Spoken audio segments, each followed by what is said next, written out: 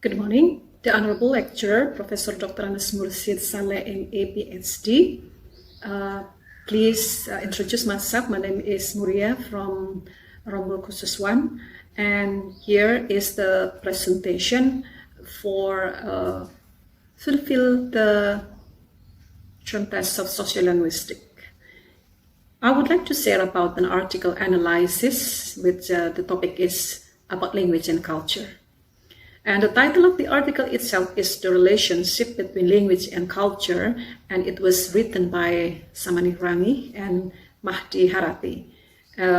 This article was published on Journal of Applied Linguistics and Language Research in Volume 4, Beta Issue 6 in 2017.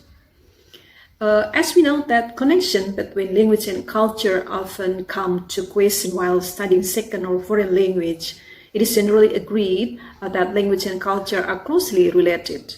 Language can be viewed as a verbal expression in learning as a second or foreign language. And we can say it is possible to separate language and culture. From language teachers and learners in general, an appreciation for the differences in opinion regarding the relationship between language and culture can help to illuminate the diversity of views held toward the use of language. In this regard, this paper aims at discussing the relationship between language and culture proposed by Warjau in 2002. And the elaboration or the focus discussion here, the writer will focus about the definition of language and then culture, and then the Worfkin hypothesis and the internalized language and social behavior. And to the aim of the research, the problem focus here is to find out the relationship between language and culture. And here is some review of literature in the research. The first about the definition of language. There are three experts has been elaborate and has been a theoretical background for the researcher here. The first is Vygotsky, as cited in Yunnan in 2010. Here, Vygotsky claims that language plays a crucial role in cognitive development, at least from the time the child promotes language competence. Language first develops as means of social communication, is later internalized and becomes an essential tool in the shaping of cognitive process relevant for the elaboration of the abstract symbolic system that will enable the child to organize thought. And the second expert who elaborated about language is Warjau, as cited in Elmas in 2013. He claims that language is the knowledge of rules and principles and of the ways of saying and doing things with sounds, words, and sentences rather than just knowledge of specific sounds, words, and sentences. Language as an organizer of knowledge. And the last expert which has to elaborate about the language in this research, that is Jiang W. in 2000. He said that language is the mirror of culture in the sense that people can see a culture through its language. And to know more about the culture itself, the researcher derived some related literature from some experts. And the first is from Sapir in 1921. He said that the culture is a socially inherited assembled of practices and beliefs that determines the texture of people's lives. And the second expert is Redfield. Redfield claims that the culture is an organization of conventional understanding manifest in act and artifact, which, persisting through tradition, characterizes a human group. And the third expert, Herskovits, in 1948, he argued that essentially a construct that described the total body of belief, behavior, knowledge, sanction, values, and goals that mark the way of life of any people is the definition of the culture. And then the good enough strengthen the culture definition, which is clear that culture is the various standards for perceiving, evaluating, believing, and doing that. And the researcher would like to relate the definition about the language and culture from the view of the Worthian hypothesis. And from the aspect of Worthian hypothesis, here is as a teacher and the students of this hypothesis, they are Sapir and Worth. They say that the linguistic patterns, such as grammars in different languages, have impact on people's habitual thinking.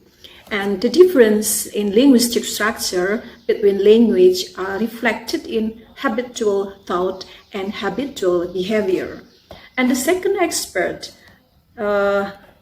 in considering about their hypothesis, is Fuller and Wardau. They said that if one language makes distinction that another does not make, then those who use the first language will more readily perceive the relevant differences in their environment.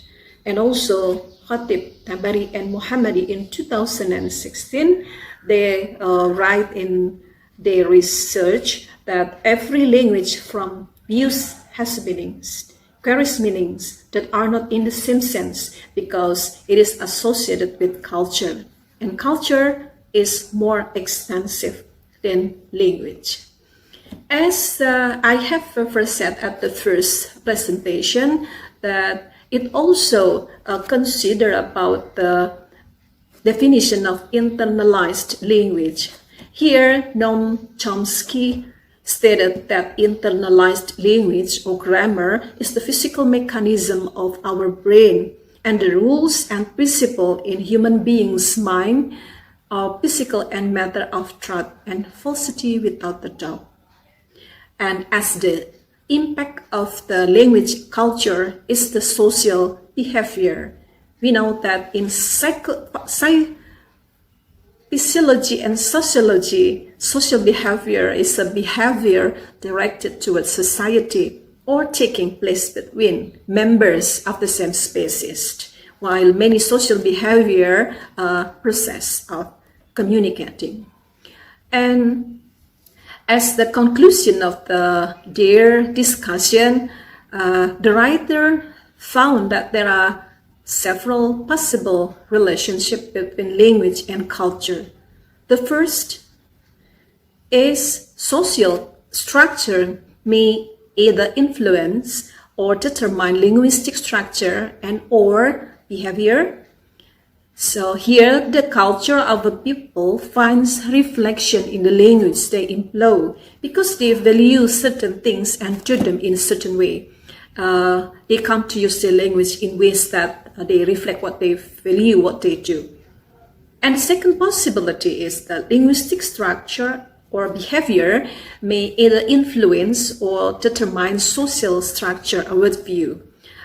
This is the view that behind the Worthian hypothesis, such as a view is behind certain proposed language reforms. If we change the language, we can change the social behavior. And the third possibility is the influence is bidirectional, or language and society may influence each other. Language can be viewed as a verbal of expression of a culture, and it is used to maintain and convey culture and cultural ties. Language provides us with many of categories we use for expression of our thoughts. So it is therefore natural to assume that our thinking is influenced by the language which we use. And the last possibility is there is no relationship between linguistic structure and social structure, and that it is independent of the other. So as the final remark is that the relationship between language and culture can help policymakers to design programs in order to teach language learners about the target cultures in order to achieve real competency in the languages they are expected to learn. Well, that's all of my presentation. Please forgive me if there is some false or misinterpretation about the relationship between the language and culture. That is because of my limited. Thank you for your kind attention. Goodbye.